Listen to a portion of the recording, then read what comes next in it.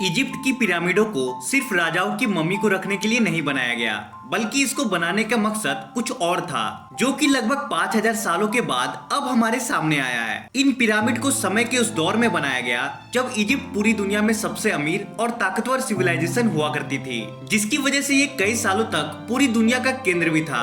Archaeologist का ये कहना है कि एंशिएंट इजिप्शियन उस जमाने में इतने एडवांस थे जिसकी हम अभी कल्पना भी नहीं कर सकते। पर ये बताना मुश्किल है कि इतने बड़ी स्ट्रक्चर को इतनी बारीकी के साथ कैसे बनाया गया, जब उस दौर में टेक्नोलॉजी के नाम पर बस कॉपर ही मौजूद था। अगर आज हम मॉडर्न टेक्नोलॉजी का इस्तेमाल करें, फिर भी हम इन पिरामिड्स को आसानी से नहीं बना सकते। पर एक बात तो तय है कि पिरामिड्स असल में टॉम्ब्स है, जहाँ पे इजिप्शियन फेरोस और उनकी क्वीन की डेथ के बाद उनको ममीफाई करके उनके खजाने के साथ दफना दिया जाता था, जिससे कि उनकी आत्मा को शांति मिले। पर सिर्फ पिरामिड से क्यों? इजिप्शियन तो इस काम को कोई सीक्रेट जगह पर भी कर सकते थे, जहां इसके बारे में किसी को कुछ पता भी नहीं चलता।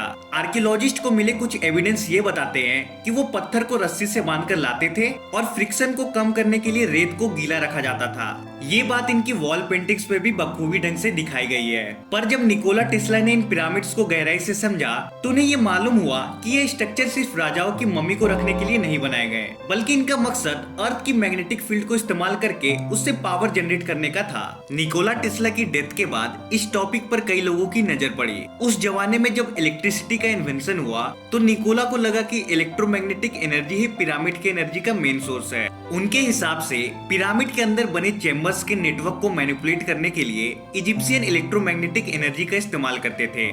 उनका ये भी कहना था कि पिरामिड में इस्तेमाल होने वाले पत्थर में एनर्जी स्टोर करने की क्षमता है और फिर इस पूरे एनर्जी को इजिप्ट में सप्लाई भी किया जाता था। लेकिन निकोला टेस्ला की डेथ के बाद उनकी डिस्कवरी से जुड़े सारे सबूत कहीं गायब हो गए। पर आज हमें ये मालूम पड़ा है कि टेस्ला सही थे। ये पिरामिड उस दौर में एनर्जी ट्रांसमिशन का काम करते होंगे। आज अगर ये टेक्नोलॉजी हमें पता होती, तो हमें फ्री एनर्जी मिल रही होती, जिसकी पहुंच दुनिया में हर किसी के पास हो सकती थी। आज हमें जिस टेक्नोलॉजी की जरूरत है, वो टेस्ला के साथ ही खत्म हो चुकी है। पर एक बार सोच के देखिए, आज अगर ये टेक्नोलॉजी मौजूद होती, तो इंसान क्या कुछ नहीं कर सकता था।